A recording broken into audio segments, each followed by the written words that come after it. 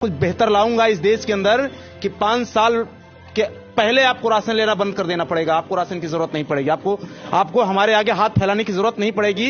ये हमारे देश के प्रधानमंत्री को बोलना चाहिए, बल्कि ये नहीं बोलना चाहिए कि आने वाले 5 साल तक मैं आपको राशन दूंगा। ये नहीं बोलना चाहिए। ये गलत है तो गलत है। भाई साहब, मेरे घरों में बच्चे हैं, माँ है, बीबी है, बाप है, सबके लिए दवाई, पढ़ाई, सारी चीजें की जरूरत पड़ती है।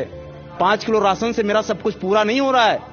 मेरा बच्चा कैसे फॉलो करेगा बताइए। मैं अपने बच्चे को रोटी नहीं दे पा रहा हूं, मैं अपने परिवार के लिए खुराक नहीं दे पा रहा हूं, और आप मेरे बच्चे वही कंपटीशन उसी तरीके से करा रहे हैं। और आप ये कहते हैं कि आपका बच्चा पढ़ने में ठीक नहीं है। जो पढ़ने में ठीक है बच्चे, उनको लिया जा रहा है। अरे आप व्यवस्था तो तय कीजिए।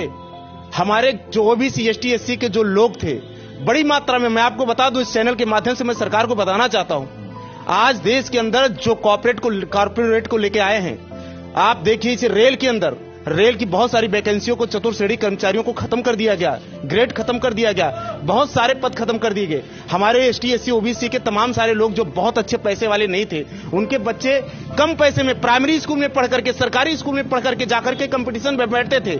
उतना हाईएस्ट कंपटीशन नहीं बीट कर पाते थे तो कम से कम चतुर्श्रेणी कर्मचारी तो जाकर के बन जाते थे। उनका परिवार आगे जाकर के अच्छा हो जाता था। वो अपने बच्चे को पढ़ा करके आईएएस बना लेते थे। लेकिन आपने ये इस व्यवस्था को चौपट कर दिया, खत्म कर दिया, सत्यानाश कर दिया, देश का सब कुछ बर्बाद कर दिया। और आज आप एक चपरासी, एक रिक्शे वाले के बच्चे, एक मुची के बच्चे को, एक कुली के बच्चे को और एक आईएएस के बच्चे को, सबके बच्चों को एक साथ कंपटीशन में बैठा दे रहे हैं। कहां से मेरा बच्चा पास होगा?